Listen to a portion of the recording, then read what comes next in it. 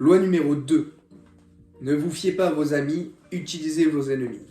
Les 48 lois du pouvoir de Robert Greene. Principe. Gardez-vous de vos amis. Beaucoup vous trahiront par envie. D'autres se montreront gâtés, tyranniques. Un ancien ennemi que vous engagez sera plus loyal qu'un ami parce qu'il devra faire ses preuves.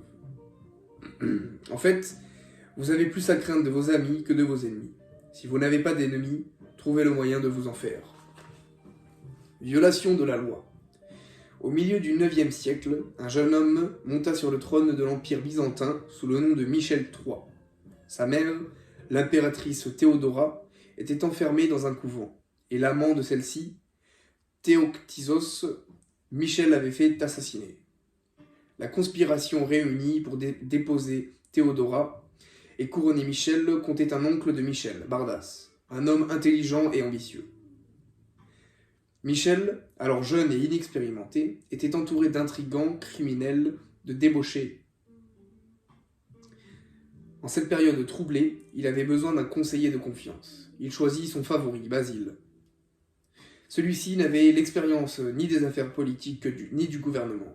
C'était le chef des écuries impériales. Mais il lui avait prouvé, plus d'une fois, sa gratitude et son affection. Ils s'étaient rencontrés des années plus tôt, un jour où Michel faisait le tour des écuries. Un étalon encore indompté s'était détaché, et Basile, alors obscur jeune palefrenier, venu de Macédoine, avait sauvé la vie du prince. Impressionné par sa force et son courage, Michel l'avait immédiatement nommé grand écuyer, comblé de cadeaux et de faveurs, et ils étaient devenus inséparables. Basile fut envoyé dans la meilleure école de Byzance, qui fit du valet d'écurie qu'il avait été un courtisan cultivé et raffiné. Michel, une fois sur le trône, avait besoin d'une personne loyale. En qui pouvait-il avoir plus confiance que le poste du grand chambellan et premier conseiller qu'en un jeune homme qui lui devait tant? Basile pouvait être formé à cette fonction, et Michel l'aimait comme un frère. Faisant fi des avis de ce qui lui recommandait son oncle maternel Bardas, beaucoup plus compétent, Michel choisit son favori. Basile apprit vite et conseilla bientôt l'empereur sur toutes les affaires de l'État. Le seul problème était l'argent. Basile n'en avait jamais assez.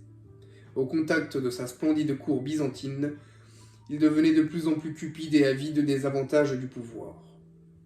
Michel doubla, puis tripla son salaire, l'ennoblit, le maria à l'une de ses propres maîtresses, Eudoxia Ingerina.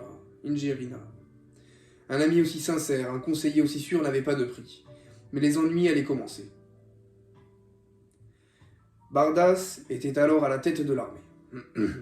Basile convainquit Michel que l'homme était dangereusement ambitieux. Bardas, lui rappela-t-il, avait conspiré pour faire monter son neveu sur le trône, croyant avoir ensuite sur lui une influence décisive.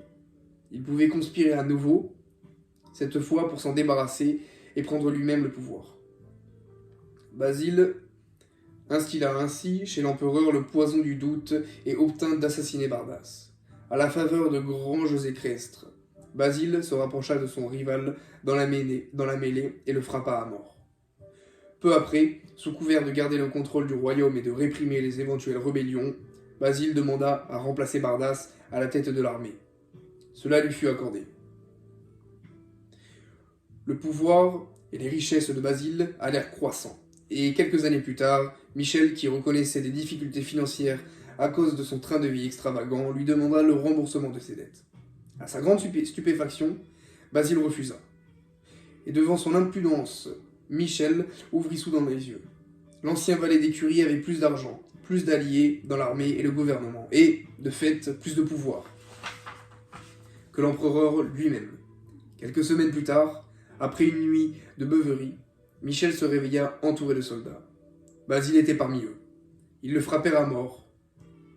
Après s'être autoproclamé empereur, Basile Ier parcourut à cheval les rues de Byzance, brandissant, au bout d'une longue pique, la tête de son ancien bienfaiteur et ami.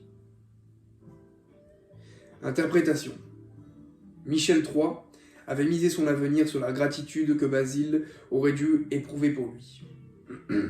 Celui-ci, pensait-il, lui devait sa richesse, son éducation et son rang. À coup sûr, il le servirait de son mieux. Une fois Basile nommé à son poste, l'empereur lui avait accordé tout ce qu'il désirait pour renforcer ses liens avec lui. Il ne réalisa son erreur que le jour fatal où il vit le sourire arrogant de Basile. Il avait créé un monstre. Il avait permis à un homme d'approcher le pouvoir et céder à ses requêtes les plus insatiables. Basile, gêné par la générosité du souverain, fit comme beaucoup en pareille situation. Il oublia les faveurs reçues et s'imagina qu'il ne devait son succès qu'à ses propres mérites. Au moment où Michel prit conscience de la situation, il pouvait encore sauver sa vie, mais l'amitié et l'amour aveuglent. Ils font perdre le sens des réalités. Personne ne peut croire à la trahison d'un ami. Michel s'y refusa et finit la tête au bout d'une pique. Mon Dieu, gardez-moi de mes amis, quant à mes ennemis, je m'en charge. Voltaire.